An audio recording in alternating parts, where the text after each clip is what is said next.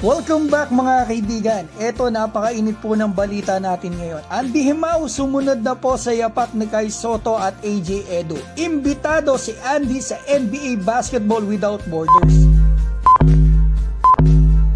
Simulan natin dito, sina Kai Sotto at AJ Edu po ang mga players natin na naimbitahan at nag-participate na sa NBA Basketball Without Border noong mga nakaraang taon, kung saan nakalaban pa nga po ni Kai dito noon si Josh Giddey ng OKC Thunder ngayon.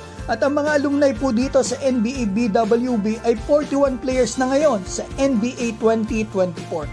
Kabilang na po dito si SGA ng OKC Thunder, Jamal Murray, Lauri Markkanen at Josh Giddey. At ngayon ang napakainit, may isa na naman tayong kababayan, purong Pinoy pa, na naimbitahan ng NBA Basketball Without Border. Ito nga si Andy Hemao. Ito po ay official nang in-announce na sikat na analyst ng Draft Express na si Jonathan Giboni.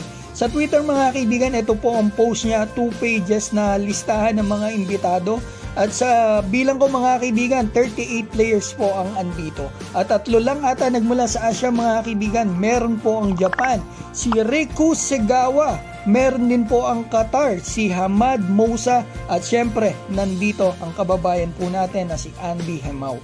At according po sa report ng Tiebreaker Times, maraming salamat po. Gaganapin po ito sa February 16 hanggang 18 dito sa Indiana, USA, at makakasalamuha po ng kababayan natin si Andy dito ang mga NBA players, ex-NBA players at mga NBA coaches. Kabilang na po dito ang dating NBA All-Star na si Joakim Noah.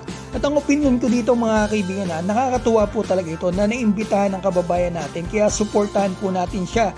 At alam ko po talaga sa aking opinion na dadaan talaga sa butas ng karayong para makapasok sa NBA etong si Andy dahil po sa size, edad at position niya. Mag 18 years old na po si Andy ngayong June, 6'5" to 6'1" ang height niya, which is sobrang liit sa NBA guards ngayon. Yan po ang totoo, lalo na sa position niya mga kaibigan na shooting guard. Kasi kita ko po ang laro ni Andy, magaling talaga, athletic, mabilis. Yun nga lang mga kaibigan, hindi talaga point guard o pure point guard ang laruan. Pero nothing is impossible, lalo na kung pagsusumikapan at sisipagan. Suportahan natin ang ating mga kababayan. Maraming salamat po.